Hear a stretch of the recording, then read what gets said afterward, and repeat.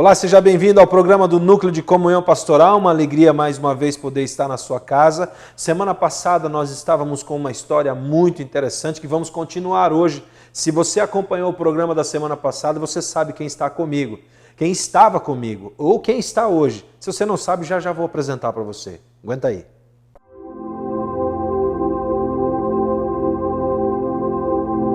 Ok, então, apresentando para aqueles que não viram semana passada, pastor Alessandro Tuleski está aqui, começou uma história excelente de vida e de superação, uma coisa tremenda. E mais uma vez, Alessandro, obrigado por ter voltado, né? E vamos continuar aquela conversa da semana passada, porque estava muito interessante. Eu me lembro que nós falamos da situação que você viveu com a Karen, né? A Cacá, aos 3 anos e meio de idade, passando por uma cirurgia de amígdalas. Antes da gente entrar na continuação da história, Alessandro, como eu te conheço e sei bastante da sua história, você tinha todo um contexto ministerial, pastoral, em uma igreja.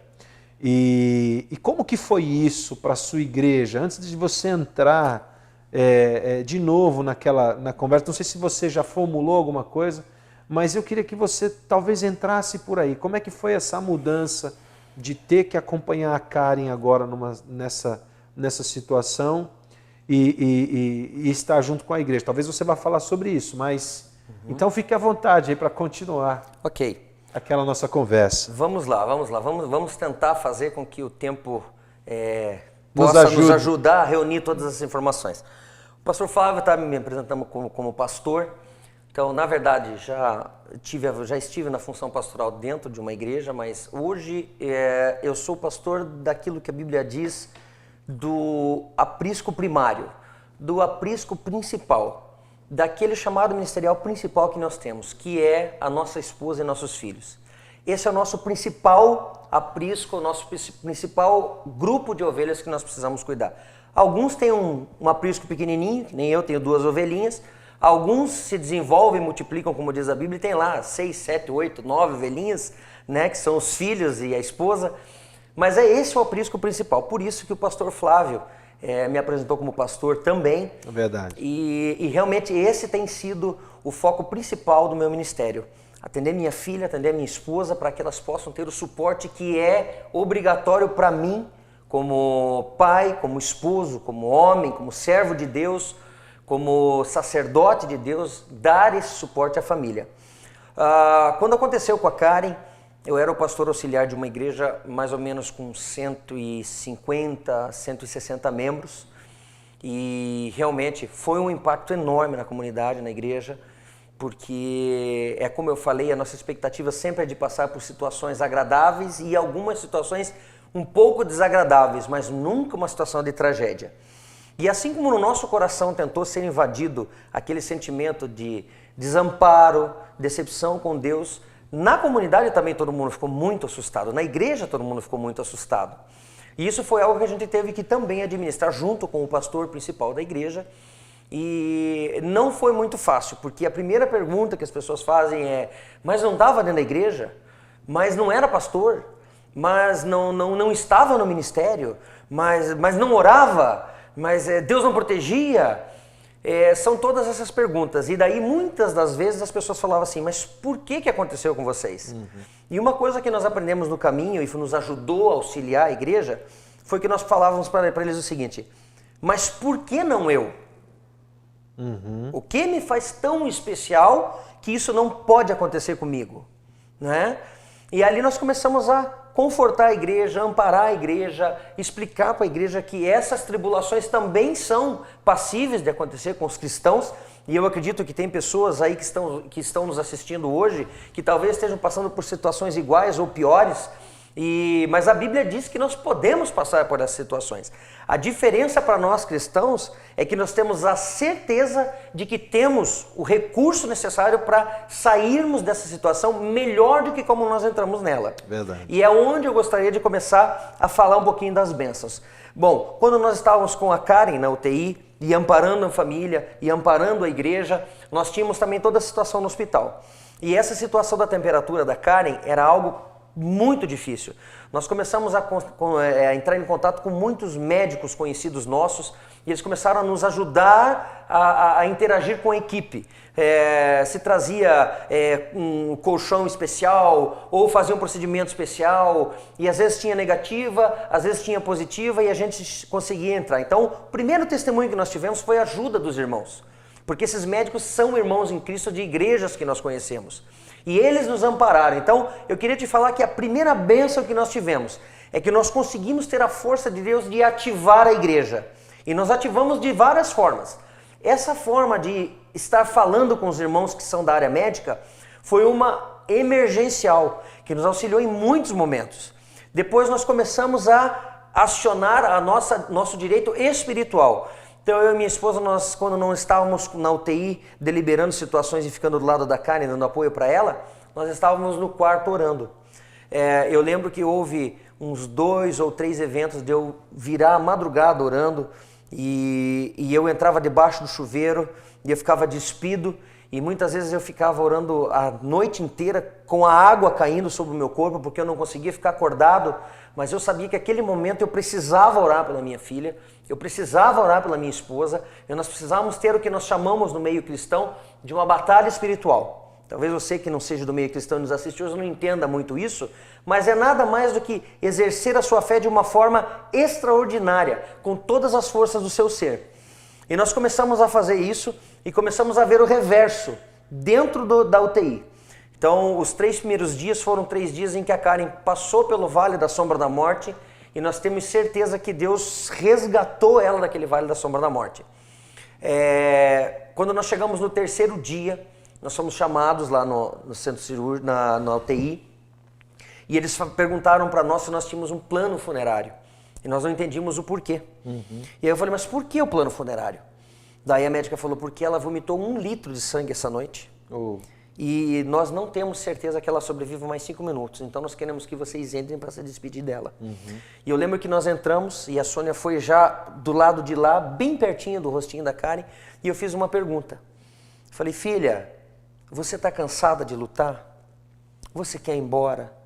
Porque se você quiser ir embora, o papai e a mamãe vão te liberar.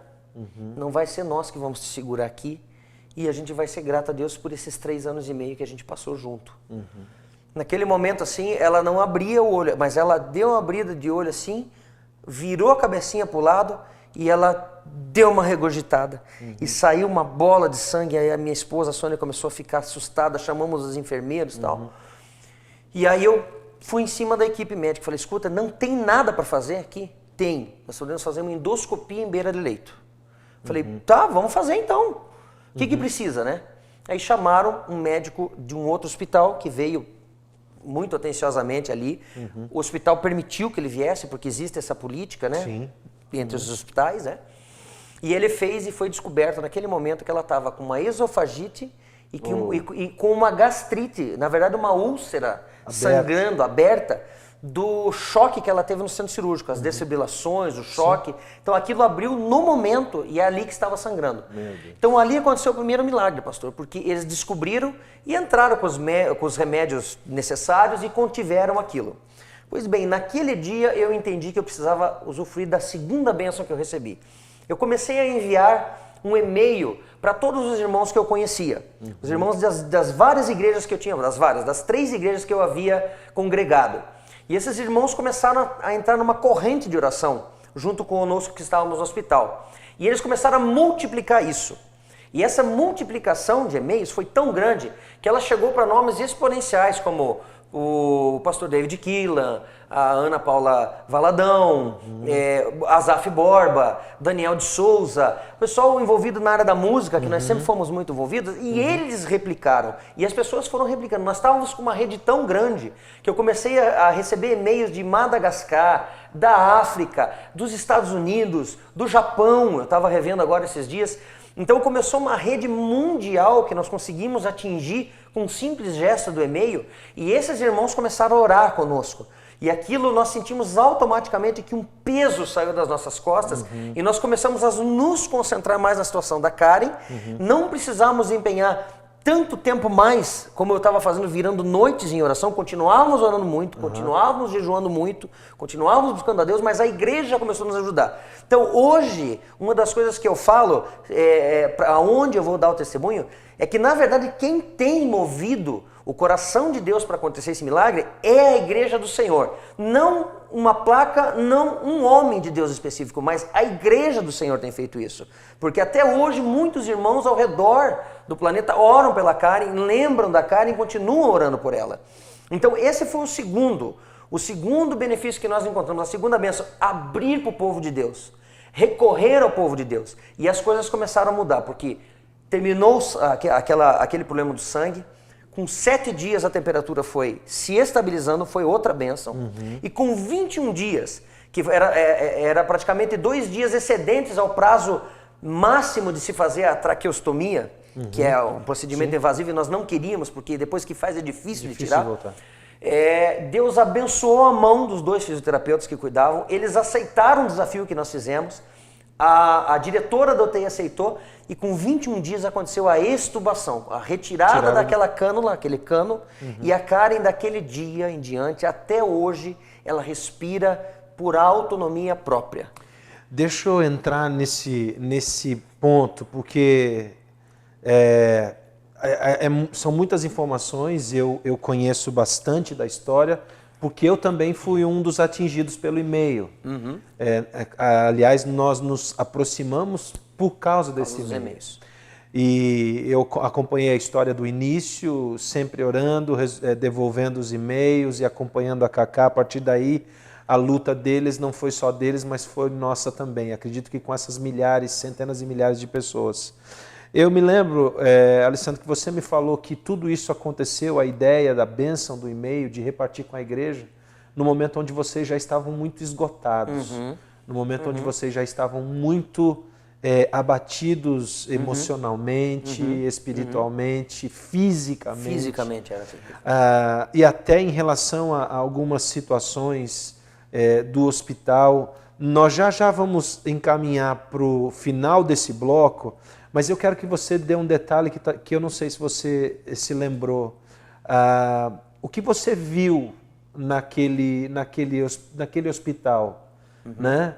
De pessoas que fizeram, o que você viu no hospital? A gente conversou sobre isso, daqueles pais, daquelas mães que de repente não vinham mais. Conta um pouquinho disso. Então, rapidamente, eu quero compartilhar com você algumas coisas. Primeiro, ainda em relação a Karen é um dos únicos casos no Brasil e no mundo que sobreviveu.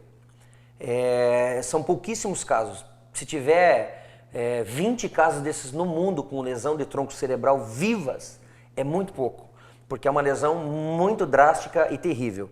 Depois, está respirando com autonomia própria. Isso é muito difícil. Geralmente, a criança, no mínimo, precisa de auxílio de oxigênio. E a Karen não precisa mais. E a parte também da temperatura é algo que foi sobrenatural, que regulou. O que nós pudemos presenciar lá... Você já vai falar sobre isso. Tá bom. No próximo bloco, porque eu tenho que fazer um intervalo. E no próximo bloco você não sai daí, porque nós vamos fazer o fechamento dessa história, que é uma história tremendamente poderosa de milagre. No final, o pastor Alessandro vai orar por você, pela sua situação, talvez de enfermidade, de desespero, de cura por alguma situação na sua vida. Não sai daí, a gente volta já já, o programa está espetacular. Não saia, daqui a pouco a gente volta. Olá, estamos de volta com o programa do Núcleo de Comunhão Pastoral. Eu quero fazer essa abertura muito rápida, porque nós precisamos voltar para a história. Pastor, toda primeira terça de cada mês, você sabe, nosso café de comunhão, você é o nosso convidado. Alessandro, voltando então, eu quero que você compartilhe aquela história que você viu no hospital. Bom, nós acompanhamos alguns casos no hospital que nos deixaram assustados, principalmente por saber que isso é comum acontecer. Então nós tivemos um caso de outra criança que teve um outro problema, mas daí era um problema com acidente, que os pais começaram a acompanhar o caso, de repente começou a aparecer só a mãe. E como nós ficamos 60 dias dentro da UTI, com a Karen lá, nós começamos a perceber que só vinha mãe, só vinha mãe, só vinha mãe. E aí nós resolvemos perguntar, escuta, aconteceu alguma coisa com o pai? E a resposta que nós recebemos foi, não, o pai foi embora. Ele deixou a mãe cuidando, abandonou tudo e foi embora. Nós ficamos chocados com aquilo. Uma outra situação que nós enfrentamos dentro do hospital foi de uma família que o filho estava lá por um problema já de dificuldade de órgãos e ele precisava de uma transfusão de sangue. E essa família não era favorável, era contrária à transfusão de sangue, não aceitava que fosse transfundido sangue para aquela criança. O hospital conseguiu uma autorização judicial e fez a transfusão de sangue. E aí nós levamos um outro impacto dentro da UTI. Para salvar a vida da criança. Para salvar a vida da criança, salvar a vida da criança. Mas os pais nunca mais apareceram. Abandonaram e declararam para o hospital que aquele filho não era mais filho deles. Meu Deus. Então nós vimos algumas situações dentro do hospital que nós ficamos assim, realmente chocados. Antes de acontecer tudo isso, eu sempre brinco com as pessoas que eu falo assim, que polaco só tem dois tipos, o ruim e o bem ruim, né? Eu sou o ruim, até encontrar Jesus, né? Tem alguns que são bem ruins, até encontrar Jesus. Verdade. Então, para os poloneses, aí só tem um jeito. É só entregar a vida para Jesus e caminhar conforme a palavra diz para ser um polaco bom, porque senão ele vai ser ou ruim ou bem ruim. Mas eu sempre procurei ser, apesar de ser meio bem ruinzinho, sempre procurei ser um bom marido, um bom pai e sempre procurei acompanhar. Então, tudo que a Karen e a Sônia precisavam fazer, eu acompanhava do início ao fim. E isso também foi. Eu entrei com elas no internamento e saí com elas para ir para casa. No nascimento da Karen foi a mesma coisa. Eu entrei no dia da cesariana e só saí com as duas do hospital. Já era algo meu, sempre foi algo meu.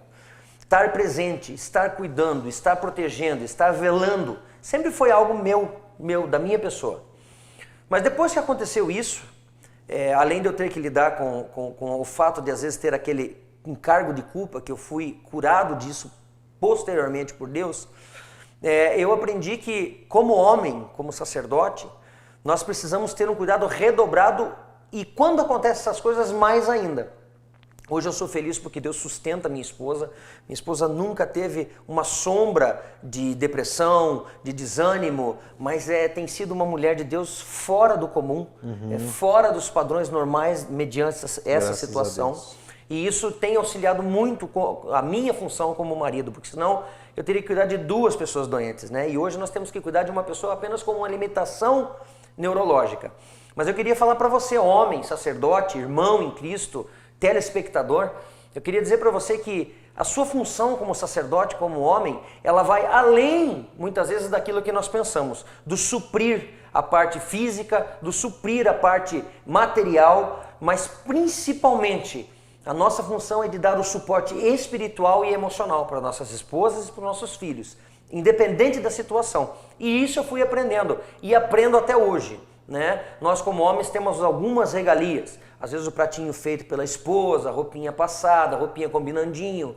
E eu tive que ir desenvolvendo essas coisas sozinho para não ser mais um peso para minha esposa. Então hoje tem que se virar, tem que conseguir se cuidar sozinho, né? Não dá mais para ficar procurando a meia, não achar e chamar a esposa, né? Você precisa achar a meia, não tem mais jeito, né? Então eu queria dizer para você que além de todas as prerrogativas que a Bíblia diz, eu quero falar como seu irmão em Cristo. Você precisa ir além, você precisa se superar. Não custa você tirar um tempo que seria do seu descanso e dar atenção para o estudo dos seus filhos, o passeio com a sua família, uma ida no parque. Eu mesmo hoje tiro as meninas e vou no Parque Barigui, levo elas para ver o barulho, as pessoas, para estimular a Karen. Mas você, meu irmão, você tem toda a liberdade do mundo.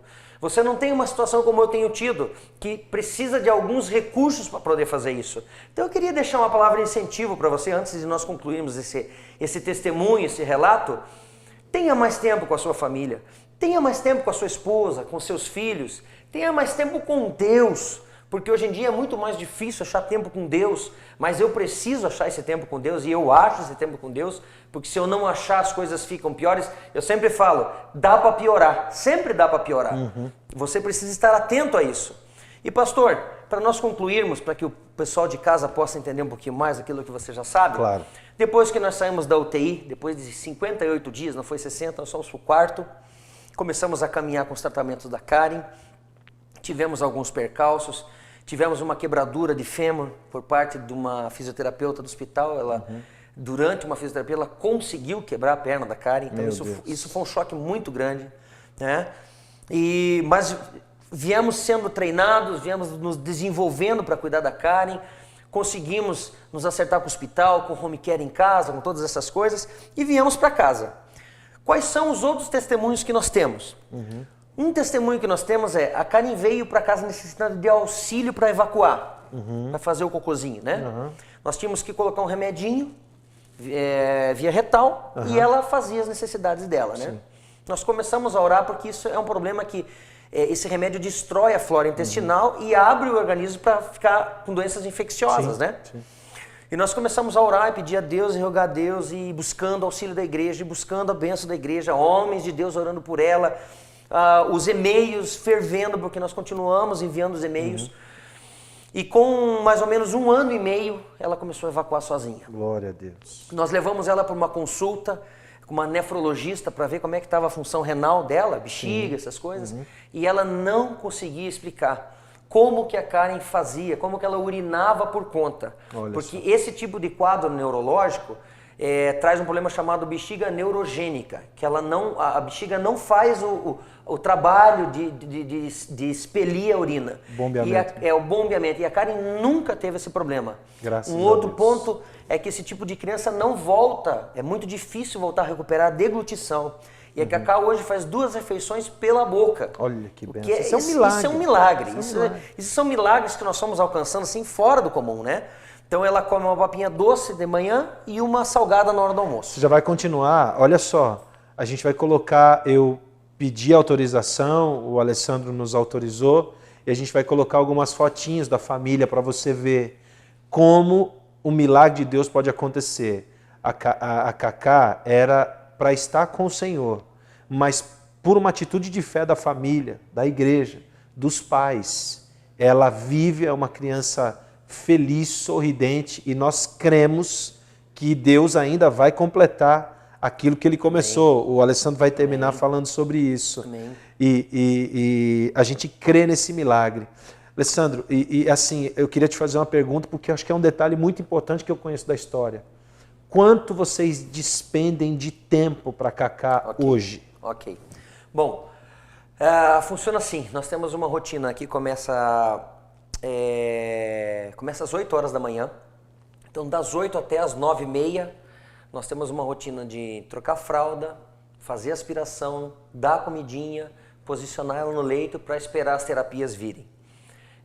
Quando chega meio-dia, começa o banho, e nós vamos do meio-dia até as 2h30 da tarde, mais ou menos, com o banho, porque nós damos o banho, depois nós passamos uma camadinha de óleo, depois hidratante na pele, muitas das vezes a troca do curativo da gastro, inalação, comumente fazemos inalação, e aspiração com alimentação e aspiração novamente, reposicionamos na cama. Quando é por volta de 5 horas da tarde, eu auxilio minha esposa e a gente senta, reposiciona ela, porque ela precisa mudar de lados para que não forme a ferida, as escaras, como chamam na medicina, né? Muito tempo deitado numa posição, começa a magoar, forma um hematoma, o hematoma forma uma ferida e dali muitas vezes não consegue fechar. 5 horas nós reposicionamos ela, até mais ou menos umas 7h30. 7h30 começamos com a medicação, inalação, aspiração, troca de fralda, posicionamento na cama, oração do final do dia e ali nós brincamos um pouquinho mais e deixamos ela descansar. Isso de segunda a domingo, nos feriados, no Natal, no Ano Novo, todos os dias. E é um cuidado nosso como pais, nós não temos como transferir isso porque além de ser responsabilidade, é ministério, além de ser ministério, é testemunho, e além de ser testemunho, hoje faz parte do nosso relacionamento com a Karen. Eu acho que para vocês conseguirem fazer tudo isso, e para você conseguir fazer tudo isso, eu acho que você deve ser milionário, né? Você não trabalha, não. Você não... Como é que é a sua vida? Não. Como é que é seu trabalho? Porque eu acho que tudo isso é importante falar, sabe? Sim. Porque você é um exemplo de pai, eu te conheço muito, né? De marido, e de profissional, porque eu tenho visto que você ainda com todas as situações, você trabalha muito. Fala um pouquinho dessa história também, para que o povo veja, para que os homens vejam se eles têm problemas. Né? Às vezes a gente reclama de barriga muito cheia. E eu queria que você desse o recado para aquele que não gosta de ir na escolinha do filho, numa reuniãozinha de filho, né? Não, funciona assim. O meu trabalho hoje, eu sou empresário, nós temos uma empresa familiar, eu, meu pai e meu irmão. Então eu trabalho no Ceasa, então eu começo das 3 da manhã e trabalho até as 8 e pouquinho, que é o horário que eu preciso vir para casa. E depois disso, nos intervalos que eu tenho de espaço, eu ainda tenho 2 representações que eu trabalho. Então eu ainda faço visitas antes do almoço, quando dá, ou antes de sentar a Karen, ou depois de sentar a Karen. Às vezes das 9 até as 11 da noite é o horário que eu tenho para desempenhar as minhas funções, né? Então, eu queria dizer o seguinte, que o tempo, quando nós nos focamos e nós amamos o que fazemos, nós conseguimos dar conta de todas as coisas. Precisamos do auxílio divino para administrar todas elas, né? Porque ainda no meio de tudo isso tem que ter a leitura da palavra, tem que ter o jejum, tem que ter o tempo de oração. Então, você precisa ter um esforço que vem sobrenaturalmente sobre a sua vida, né? E ainda arranjar um tempo para estar aqui, abençoando sua vida, recebendo a bênção de Deus aqui, podendo compartilhar esse testemunho e dizer que nós temos consciência de que tudo isso é para abençoar a igreja. E gostaria de dizer que um último testemunho para nós estarmos encerrando esse momento com vocês, é que quando a Karen saiu do hospital, ela era totalmente inanimada. Ela não tinha nenhuma reação, ela não fechava os olhos espontaneamente, nós tínhamos que passar uma pomada para colar as pálpebras, ela não tinha sorriso e ela não interagia com quem estava próximo. Hoje a Karen tem abertura e fechamento de pálpebras como uma pessoa normal, fecha o olhinho para dormir, não precisa de auxílio. É uma criança que dá risada do que acontece ao seu redor, é uma criança que hoje já chama a gente sabe, a gente conhece. Ela tem um chamadinho, a gente sabe que ela está nos chamando, ela interage conosco, é uma criança que tem alegria, que tem susto, que tem tristeza, que tem dor, que tem cócegas. Que se expressa. Então ela se expressa corporalmente e emocionalmente. Então isso é outro testemunho que muitas vezes esse tipo de criança é vegetativa. Então eu quero dizer para você, nosso tempo está acabando, que nós estamos vivendo um milagre. Gostaria de deixar para você um e-mail, que é o meu e-mail particular, se você quiser saber mais detalhes, estamos reativando esse e-mail, eu consegui achar a lista das pessoas, nós vamos voltar a enviar esse e-mail a partir desta semana, mas se você nunca teve um comunicado nosso, você pode mandar e-mail para Alessandro, com 2 S, alessandro.tuleski, Tuleski, @gmail.com. alessandro.tuleski@gmail.com. Está aparecendo aí na sua tela. Isso, e eu vou estar enviando para vocês os e-mails falando da Karen, contando um pouquinho de tudo isso com mais detalhes, né? E você pode se comunicar conosco. O pastor Fábio pediu, vai estar as fotos, tem um vídeo dela de antes de acontecer tudo, né? E eu gostaria que você pudesse usufruir disso e principalmente valorizar o que você tem. Nós vamos investir mais um minutinho em oração. Nós estamos terminando, como eu prometi que o pastor Alessandro ia fazer uma breve oração por você, e eu quero deixar aqui aberto. O testemunho é muito grande, Alessandro, não dá para a gente falar. Em 2 programas esgotamos muito pouco, exploramos muito pouco, mas os dados deles apareceram aí, o telefone dele apareceu aí, e nós queremos que você se comunique com ele. Pastor, você que está aí na sua cidade, você que está aqui em Curitiba e quiser o testemunho, eu sei que ele vai se esforçar para ir, o tempo dele é muito escasso, mas eu sei que agora ele está abrindo um pouco mais para repartir isso com vocês. Alessandro, muito obrigado mais uma vez, é muito importante a sua vinda aqui, a gente vai marcar outros programas, eu queria que você fizesse uma breve oração abençoando essas pessoas. Pai, em nome de Jesus, eu quero declarar esta frase que tem sido uma verdade para nós. É impossível, mas Deus pode fazer. E com esta frase eu quero dizer, Senhor, por gentileza, faça na vida dos meus irmãos, na vida desses que nos assistem, e que todos eles possam ter uma experiência sobrenatural com o Senhor como nós temos tido.